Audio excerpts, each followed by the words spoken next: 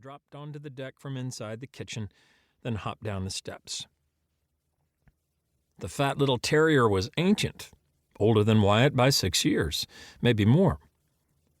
Little Pig took her time hopping onto the grass, sniffing at what were probably rabbit smells.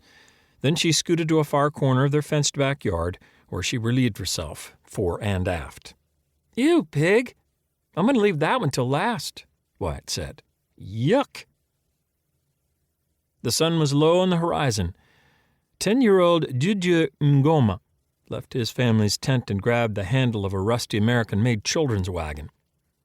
His shovel plus a dented aluminum bucket, trowel, and Velcro headband with a built-in forehead lamp all rattled inside the payload. The wagon bouncing next to him while he descended the hill toward the mine, or rather the hole that led into the mine. Their hole, an artisanal thing, which meant they were on their own without safety protocols. His family's personal entry to the copper-cobalt slags inside an existing tunnel close to the tent they called home. Dieu mumbled a children's song in French, a popular one that all children his age sang on their way home from their digs, rarely on their way to them. Leaving work at nightfall was a joyful time. Heading to work in the morning was not. Wishful thinking on his part, wanting today's digging to be over before it had even started. Dieu reached the hole and parked his wagon next to it, only a few hundred paces away from their tent. He tossed his bucket with the shovel and trowel inside it into the crevice in the rocky hill. A tinny clang echoed when the tools hit bottom, a small puff of blue-gray dust rising out of the dirt from the disturbance the bucket made when it landed. Seeing the dust puff, Dieu frowned. "C'est le bordel," he said under his breath. French profanity. Today's shift, because of the dust, would be as messy as a bordello.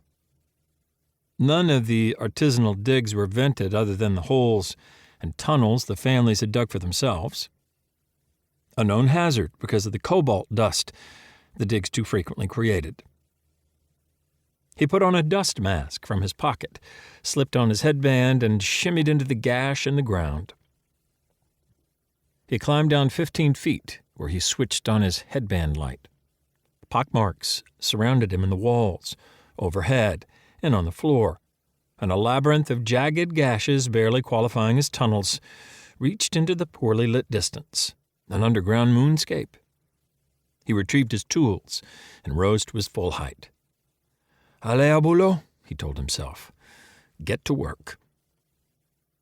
He worked near the Katun's copper-cobalt mine, a surface dig located in Katanga, the Democratic Republic of the Congo, in an artisanal offshoot of the mine. The commercial tunnels and digs were run by the Chinese, but the tunnels had, as tributaries, hundreds of family artisanal entries in the general area. It was the wild, wild west of cobalt extraction. No controls, no rules, no safeguards.